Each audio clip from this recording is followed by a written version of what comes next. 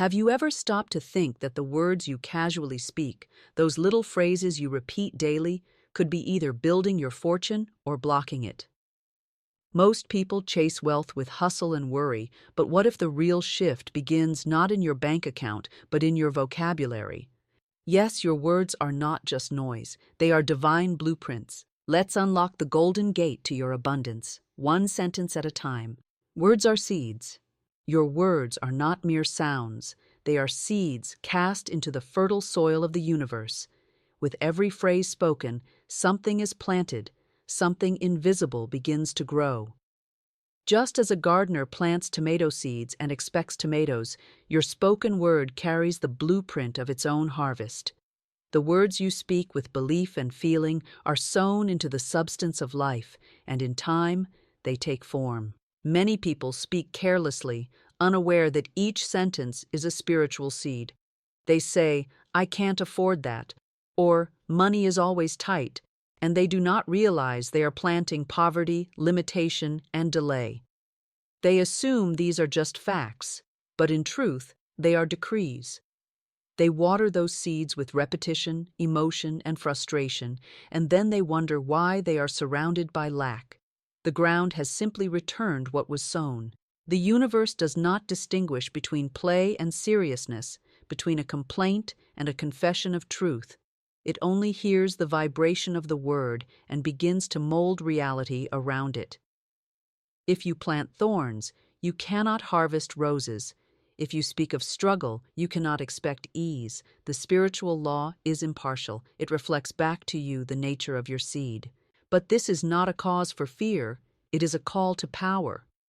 Once you understand that words are seeds, you gain dominion over your experience. You begin to choose your words with care, as a wise farmer selects his best seeds. You speak not of what you fear, but of what you choose to manifest. You stop repeating the language of your past and start planting for your future. When you say, "Everything I touch prospers," you plant prosperity. When you say, "I am aligned with divine abundance," you plant alignment. These phrases are not just positive thinking, they are spiritual acts. They reach into the invisible realm where all substance is shaped. Every word is a creative act, and every sentence becomes a spiritual design that life rushes to fulfill. You must take control of your inner and outer speech. Many people think they are being humble by downplaying their desires, saying, "I don't need much," or "I'm just getting by." But these are seeds of smallness. They may think they are being realistic, but in truth, they are limiting their own harvest. The soil does not care why you planted what you did, it simply grows what you give it. So declare boldly, "I am a magnet for divine wealth." Speak it not once, but daily, and let it be soaked in belief. Feel the truth of it as you say it. Feel its roots go deep into the soil of your subconscious. Then wait with faith. The harvest is assured, for no word spoken with spiritual authority returns void. The spoken word is faster than action. It precedes the physical. It cuts through delay and begins the movement of unseen forces. Say often, "Large sums of money come to me quickly and easily." Say it in the morning. Say it when doubts come. Say it when things look slow. For when you speak such words, you do not speak from your bank account. You speak from divine law. There is no need to analyze the how. Seeds do not consult you about the mechanics of growth. You plant, and the soil does its sacred work. Your words are the planting. The soil is universal law. The harvest is wealth in form, money, opportunity, freedom, favor. But it begins with the word. So ask yourself, what have I been planting today? Look not only at what you've said aloud, but what you've murmured under your breath, what you've told friends, what you've repeated in silence. Every word counts. Every word lives, every word grows. You are the sower, and the soil is always listening. The law of substitution. The mind cannot hold two opposing thoughts at once. It will always accept one and reject the other. This is the basis of the law of substitution, a divine principle that allows you to displace thoughts of fear, lack, or worry by replacing them with thoughts of faith, wealth, and peace. You cannot simply stop thinking negative things. The mind abhors a vacuum. What you remove must be replaced. If you pull out a weed, you must plant a flower. If you cast out fear, you must invite trust. When you say, "I am tired of being broke," you are rehearsing poverty. Even if your intention is to escape lack, you are reinforcing its energy. The spiritual law does not hear why you are saying it, it hears what you are saying. This is why substitution is so crucial. You do not fight the old thoughts. You replace them. In place of, "I never have enough," say, "My supply is limitless and always flows to me now." In place of, "Nothing ever works out," speak, "Everything is unfolding in perfect timing for my good." The replacement must be intentional. It must be repeated. It must be felt. It must be spoken until it becomes the new dominant vibration in your field. The old thought will try to return. It is a habit of mind. It is like an old tenant refusing to vacate, but the law of substitution is stronger than habit. With discipline and desire, you can gently and repeatedly install a new pattern. Each time the old thought comes knocking, do not argue with it. Do not fear it. Simply substitute. Every thought you think becomes a mold. Every word you speak fills that mold. So if you constantly mold images of debt, failure, or struggle, your words begin to shape those into your experience. But if you create new molds, images of wealth, peace, overflow, and you speak into them with conviction, life reshapes itself around those. This law is spiritual craftsmanship. It is not shouting, it is choosing. It is deciding again and again what you will think and speak. There is no condemnation for the old thoughts. They are simply habits, echoes of the past. You are not bound by them. You are the master craftsman, and by the law of substitution, you may create new blueprints at will. When you wake up and feel anxious, say instead, "Today is a divine appointment with prosperity." When you check your account and feel fear, say, "Divine supply meets every need in perfect order." These are not affirmations for comfort. They are substitutions for transformation. They do not deny reality, they reshape it. Substitution is not suppression. You are not pretending the fear isn't there. You are choosing a new thought in its place. You are not burying your worries. You are replacing them with the word of truth. This is how you train the mind to serve you, rather than sabotage you. Spiritual energy flows where attention goes. So if your thoughts are saturated with what you lack, your life will produce more lack. But if your thoughts are constantly turning toward sufficiency, opportunity, divine increase, then that becomes your new current, and where the mind goes, the experience follows. You cannot say, "I am poor," and receive abundance. The contradiction cancels the flow.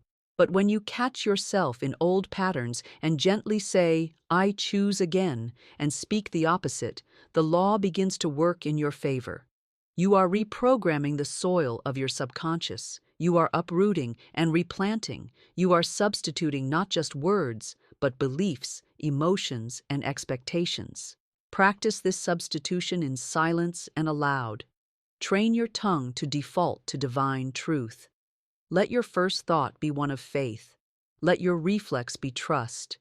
You may have spent years saying things that blocked your good, but in just a few weeks of conscious substitution, the soil can shift, the weeds can wither, the new harvest can begin.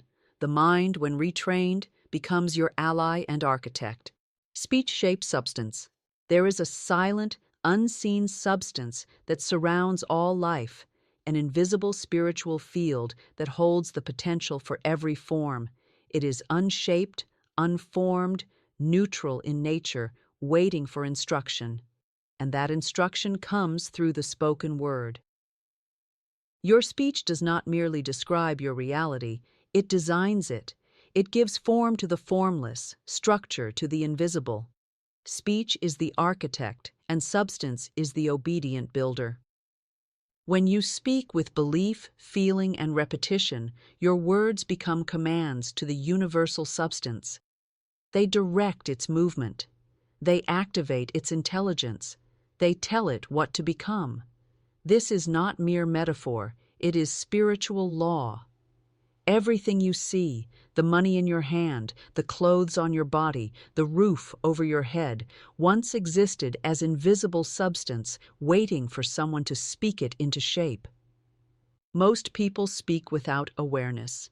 They speak complaints, worries, and limitations, believing they are only venting or telling the truth of their condition. But they are doing more than that. They are shaping the very material of their future. When someone says, "I can't catch a break," they are not just describing their experience, they are commanding substance to create more struggle. When they say, "Everything I touch falls apart," they are shaping failure into their affairs.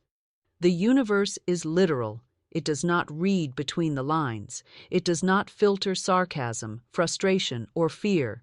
It listens to the vibration behind the words, and the substance obeys that vibration.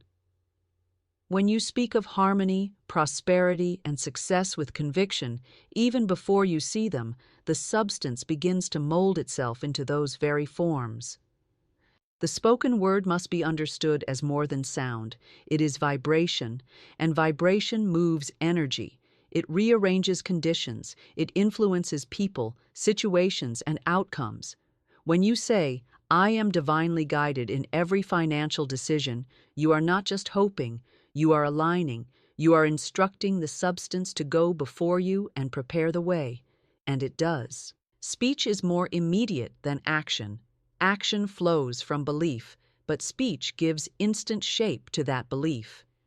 You can act in doubt, but you cannot speak faith consistently and stay in fear.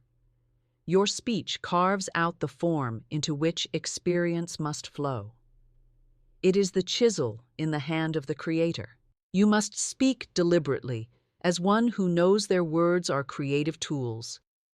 Speak not of the way things are, but of how they are being transformed. Speak the end from the beginning. Say, "My finances overflow, even while your wallet is thin." Say, "I walk in abundance, even when your steps feel uncertain." You are not lying, you are shaping. Many sabotage their substance by careless words. They begin with declarations of faith in the morning, only to undo them with worry-filled conversations by evening. The law responds to consistency. It cannot build from contradiction. The speech must align. Let your voice be one sound, one tone, one stream of truth. If you wish to change your outer world, begin with your words. Speak to your life like a sculptor speaks to stone. Speak with vision, with clarity, with sacred insistence. Let your words rise above current facts. Let them declare spiritual truth. Let them tell the substance what to become. Say often, "I now shape my world with divine speech. My words are prosperous. My words are whole. My words are creative." As you say it, feel it. Let the sound echo through your spirit. Let it imprint your mind. Let it ripple through the unseen. Even when silence surrounds you, the substance is listening. Even when no one else hears you, creation hears. The air around you is not empty. It is filled with divine potential, and it waits to be molded by your voice. You do not need to push or struggle. You need only speak and speak rightly. What you say becomes the shape the world must follow. The power of the present word. The present moment is your point of power. It is the only moment where creation happens. The past is memory, the future is possibility, but now is where words become law. Your present word is not just a sound, it is a spiritual command that sends energy into immediate action. When you speak in the now, you ignite the divine engine that responds without delay. Many people speak of their good as something far away. They say, "One day I'll be wealthy," or "I hope things will get better soon." But this postpones the blessing. It keeps abundance always just out of reach. The universe responds to the now, not the someday. To say, I will be prosperous, is to keep prosperity in the future. But to say, I am prosperous now, is to bring that energy into your field immediately. The present word holds unmatched power because it carries authority. It speaks as if the thing already is, and that is the language of faith. The law does not respond to delay, doubt, or hesitation. It responds to certainty. When you declare a thing in the now, you are not waiting for evidence. You are creating it. This is why it is said, "Let the weak say, I am strong." Not I will be, not I hope to be, but I am. It is not arrogance, it is alignment. The universe honors the one who speaks truth before it is seen. This is spiritual causation.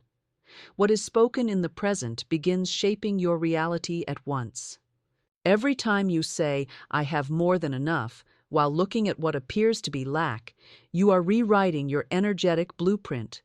You are shifting the vibration. You are telling the unseen forces, this is my truth, and all things must now arrange themselves accordingly. Life listens to what you say now, not what you wish to say later. When you speak your good into the present, you are declaring divine timing. You are stepping into agreement with the source, which operates outside of delay. The Spirit knows only the eternal now. Time is for man, but power belongs to the present word. People often say, I'm trying, or I'm getting there. But trying keeps you trying. Getting there keeps you always on the way. The language of manifestation is, I am already there. It is already mine. I receive it now. The more you affirm this, the more the outer world must obey. It may not arrive in the moment you speak it, but the spiritual transaction occurs instantly. The outer follows the inner with divine precision. You must become mindful of every word you speak about yourself, especially in casual moments. Words like, I always mess this up, or nothing ever works out for me, are curses disguised as habits. When you catch yourself saying anything that delays your good, stop and replace it immediately. Say instead, all things work in my favor now. I am divinely supported in this moment. The correction need not be dramatic, only true. Speak your affirmations as present realities. Money flows to me now. I am divinely guided now. I receive with ease now. These words are not hopes, they are spiritual tools. When spoken with conviction, they collapse the illusion of delay and call your good into visibility. There is no power in the past, no creation in the future. You create from this breath, this heartbeat, this word. The word you speak right now is shaping your next hour, your next opportunity, your next miracle. Speak it not as wish, but as fact. Speak it as law. Speak it as one who knows. Every second offers you a chance to rewrite your experience. It is never too late and never too early. The now is the doorway, and your word is the key. Each present word is a seed, a force, a shaping hand in the clay of reality. Speak as if your life depends on it, because it does. Speak as though it is already done, because spiritually it is. Watch the gate of the tongue. The tongue is the most powerful and underestimated force in your life. It is small, but it holds the key to abundance or adversity, healing or harm, overflow or lack. Your tongue is a gate, a sacred doorway through which spiritual energy becomes material expression. What passes through it determines the shape of your days, the nature of your circumstances, and the quality of your wealth. Words are not idle things. They are containers of vibration, carriers of faith or fear. The universe listens to what flows from your mouth. It takes each phrase as instruction. If you speak from frustration, if you murmur out of habit, if you joke about your own defeat, you open the gate for those conditions to enter your life. It is not punishment. it is precision. This is why you must stand as the guard over your own lips. You must take your words as seriously as you would take your money, your reputation, your most valuable possession. Words are spiritual currency. What you spend from your tongue either enriches or impoverishes you. Many speak destruction into their own lives and do not even know it. They say, "I'm always broke," or "I can't win," or "things never go right for me." They believe they are being honest, but in truth, they are being careless. To be honest with what is seen is one thing, but to be faithful to the unseen is another. Faith speaks what the eyes have not yet caught up to. Truth is what God says, not what the conditions suggest. The tongue is a creative tool, not a recording device. Its purpose is not to repeat what you observe, but to proclaim what you choose to create. When you say, "Everything is working for my good," even in the middle of confusion, you shut the gate to chaos and open the gate to clarity. When you say, "Money flows to me with ease," even if you're counting your last dollar, you open the gate to new provision. You must begin to listen to your own speech the way a wise teacher listens to a child, gently, carefully, attentively. Do your words lift or lower? Do they build or break? Do they bless or block? You cannot afford the luxury of idle speech. Even small phrases, said in jest, said in habit, said in stress, carry weight. They either agree with divine supply or oppose it. To watch the gate of your tongue is not repression, it is responsibility. It is divine stewardship. Your words are servants, messengers, builders. Once released, they go to prepare the conditions that match their message. If you say, "I always get stuck here," you will. If you say, "Things are shifting for me now," they must begin to move. You are not only speaking to people, you are speaking into the field. The air is alive with spiritual substance. Every declaration shapes it. Every complaint disturbs it. Every praise energizes it.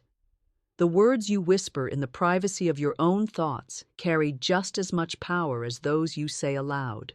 This is why silence is sometimes holy. When you feel uncertain, when fear tries to speak first, do not let it through the gate. Wait. Hold the gate closed.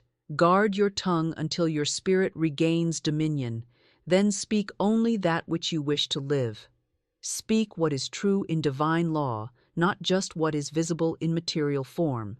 Practice spiritual discipline with your speech. Make your mouth a sanctuary, not a battlefield. Let your tongue serve as a priest, not a prisoner. Every time you are tempted to say something reactive, step back and ask, "Is this a word of faith or fear?" Choose accordingly. Speak not to describe. Speak to design. Speak not to echo the world. Speak to command your world. The tongue is your instrument, and the gate is yours to govern. Your life is not shaped by chance, it is shaped by choice. And the first and greatest choice is the one you make with your words. Every sentence you speak is a seed, a mold, a vibration, and a decree. You are not a victim of circumstance, but a creator of substance. The invisible forces of supply, favor, and prosperity respond not to fear, but to faith-filled speech. When you understand that your tongue is the pen of a ready writer, you will no longer use it to write stories of lack, loss, or limitation. You will use it to script wealth, declare abundance, and proclaim divine inheritance. The law is unfailing. What you affirm, you invite. What you repeat, you release. What you declare, you draw near. So speak boldly. Speak beautifully. Speak as one who knows that the kingdom of wealth is not a far-off promise, but a present reality, activated by the words you dare to speak now. Change your words, and watch how quickly your world must follow.